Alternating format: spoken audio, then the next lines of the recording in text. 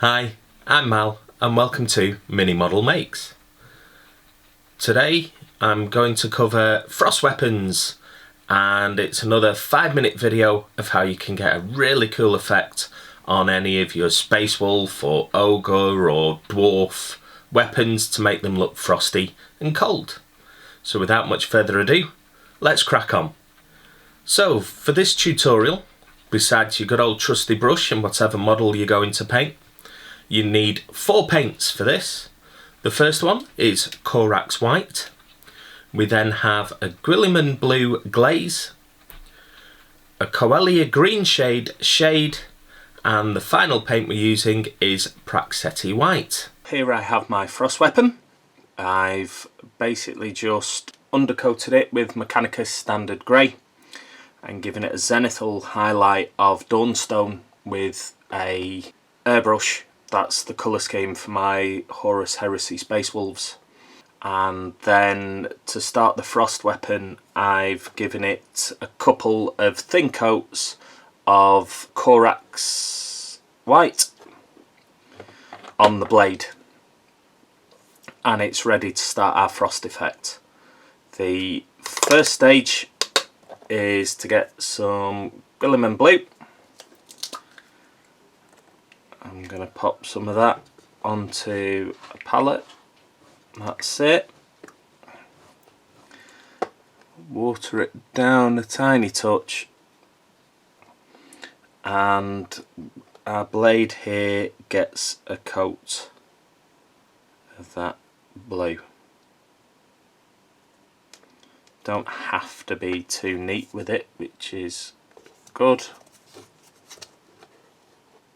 Turn it round.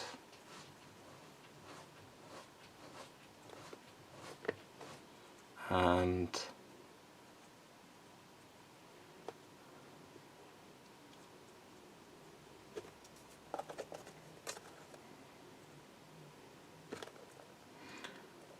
that's going to be our first stage. What I'm going to do, you can let that dry naturally, or in my case I have a little cheap hairdryer. I'm going to give it a blast with the hairdryer to dry about 30 seconds to a minute or so, and I'll get back to you. The blue's dry, so now on to the next stage. I'm using my palette here and I'm getting some Coelia Green Shade. This then goes over the blade.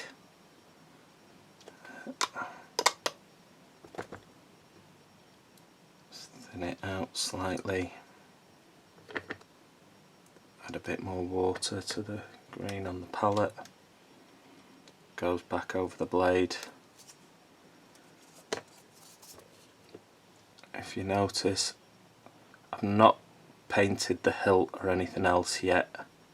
I'll do all that stage after I've done the blade itself.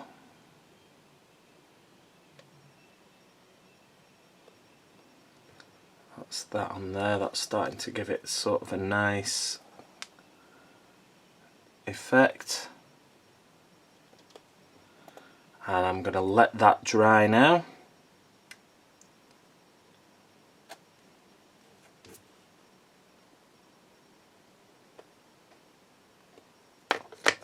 And then it'll be on to the stage after that. See you again soon. So final stage now is to use our Citadel dry paint, which is Praxetti White. Basically these paints are not very liquid. They're quite rubbery in texture. Just get some onto your dry brush, and then I'm going to wipe that against a piece of paper till there isn't much left. We then get our blade and we start to run it across the edge. It's already being picked up by some of the raised areas there. I do need a bit more. And we got too little on the brush. Here we go.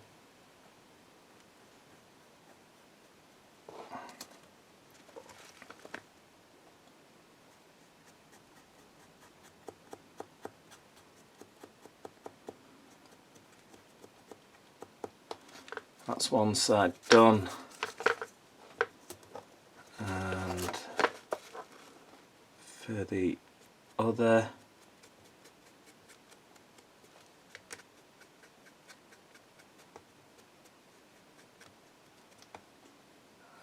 okay, I'm just going to tidy that up a bit and I'll show you the finished product shortly. So there we have our finished frost blade. I've picked out the gold now on the hilt, and I've done the handguard and pommel and the little tooth and runestone at the bottom as well as done a bit of work on the arm.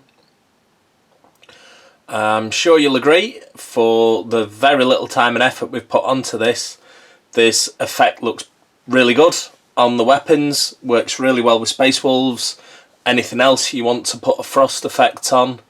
Really makes your model stand out on the tabletop, and when I'm going to do some more grey slayers shortly, this will make its way onto one of the models as instead of a power weapon kind of thing.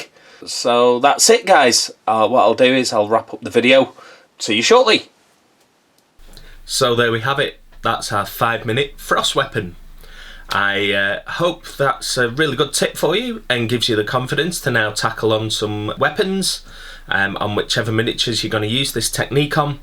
It's really good, really simple to do, and as soon as you've done it, I think you'll like the results. Okay, so if you could like and subscribe and share this video, that would be absolutely amazing for me.